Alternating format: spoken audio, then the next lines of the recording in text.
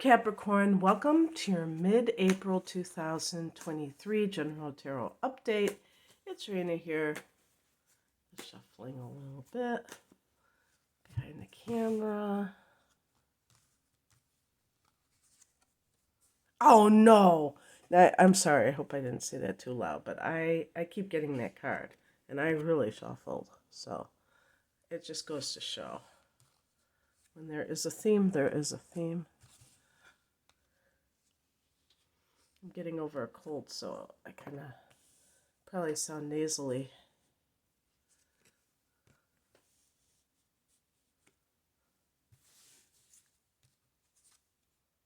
Okay, I'm going to pick an additional card.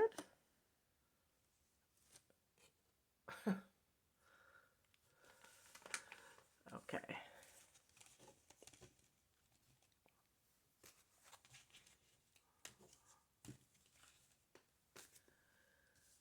Okay. Well, this definitely looks like an ending, and it could be for some of you the ending of a marriage. And these kinds of things, this is not going to be very shocking to people who have, who have this issue. This isn't something out of left field. But other things that the Ten of Cups can relate to is something with family that has this idyllic kind of feeling. You see the people that are joyful and things like that. And you've had to put your distance between these people for some reason. So,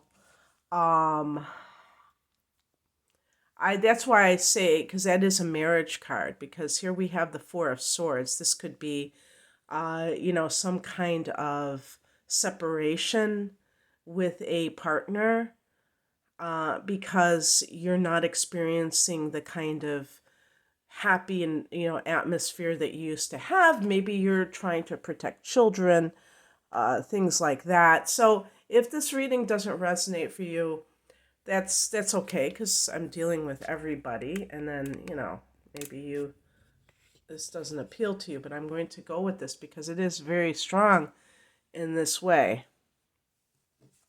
And the higher message is the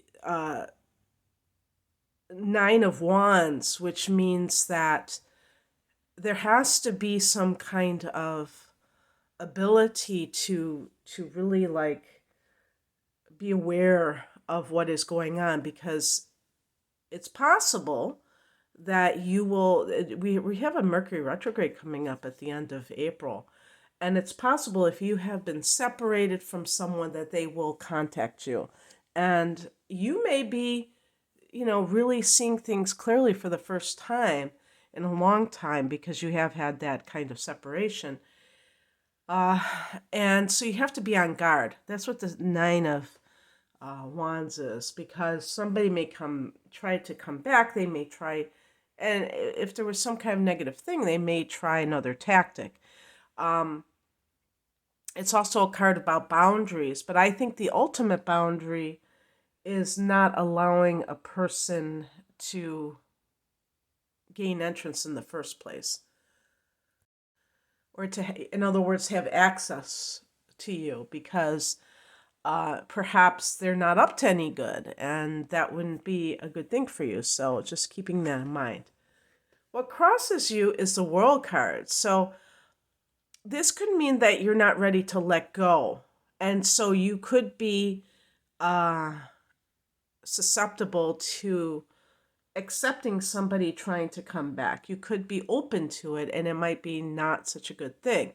So you have to be the one who is able to see things clearly enough that you know how it's going to end, and you decide you're not going to allow this to continue, because the World card is the last card of the major arcana. And the two major arcana cards that you got were the World and the Death card. Both of those speak of endings. The World card can speak to an era in your life that is over with, a certain chapter in your life. The Death card is about, to me, anything that has transformed into something else.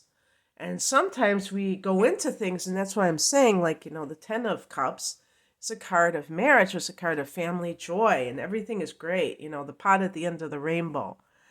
And then, you know, based on certain things, when people are not really healing or whatever, they're going to revert back to their old ways. Maybe it was just kind of a fake front that they had, and you realize that they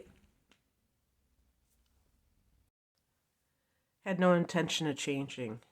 They want to do what they want to do. And if they have to, you know, fake it, to get somebody else to agree to be with them, and then they change later on down the road, then that's what they're going to do. And of course, sometimes it has to do with addiction. A person gets clean and sober and everything's great, and then they go back to their old ways. What's coming in is the Queen of Pentacles, and this is such a great card for Capricorn because you are connected to Pentacles, the earth element, really taking comfort in nature and everything that you have worked hard for.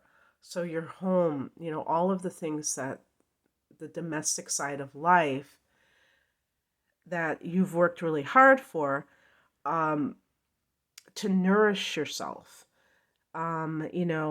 gardening, doing something or getting your hands, it's like a grounding technique. And that's how you connect with source energy, because it's, being an earth sign, it's that tangibility factor that really connects you to something greater than yourself. And the outcome, this is why I picked an additional card, is the Eight of Swords. And it's that really looking at those self-defeating thoughts, those old tapes that play, that keep you in bondage. Swords can be thoughts. This can also be the person that does this. So an air sign, Libra, Aquarius, or Gemini. And this person, isn't good for you, but you can't break free because of your own thoughts about maybe not wanting to be alone or whatever. So I did pick an additional card. That's why I laugh, because it's like, oh, this is really, I didn't want to end on that note. So the Death card, just kind of reinforcing the World card, that change is inevitable. You have to embrace things transitioning, turning into something else. And accept that something is truly over. Let's cut the cards. I want to actually, and this was when I got this card. It reminded me of the Nine of Wands. And I'm also going to pick from the Star Codes Astro deck to Transits. Climate. I have to check this one because I do not know. This is a new deck, and some of them are not actual planets and stuff like that. But anyway, the Seven of Wands. I think, what just came into my mind is fight for yourself. Don't allow anyone to tell you that you're too demanding, that you want too much from them. I do believe sometimes people are harsh in their expectations of others, and only you can know whether you are guilty of that But I also think that sometimes people don't want to be held accountable for what they're doing, and so they try to put it back on the other person. Um, Now, I'm just going to read a little bit. Um, it's very interesting because I don't know why, honestly, why they have this in here. Sometimes these things are in left field. But this card, transits, climate, I'm just going to read directly from the book. This situation is in flux and the surrounding conditions are changing. Stay alert, aware, and be ready to respond to incoming dangers and opportunities. And I see both of these cards like that. Some people are moving in, others are leaving. New opportunities open and old chapters close. Um, so, and they said people that walk into your life now may be karmically important. Either the relationship will last a long time or it may be short, pithy, and teach you a valuable lesson. And I would say the same, the people who leave your life, there's a reason for that as well. So instead of worrying about what was, maybe at one time there was something really great, embracing the change, embracing that some relationships are just for a season can help to make the transition easier. Okay, Capricorn, that's what I have for you. I hope that this resonated.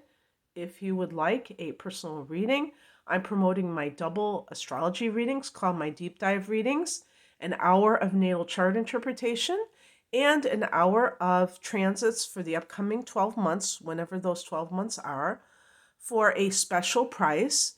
I do have those readings separately if you're just interested in one of those topics. And I also have a double reading called the Whole Enchilada, which is with the tarot, with a full length tarot reading and natal chart interpretation. So you can find out more information at the link below. I'm at rainamoonastrology.com. Thank you for watching. Bye.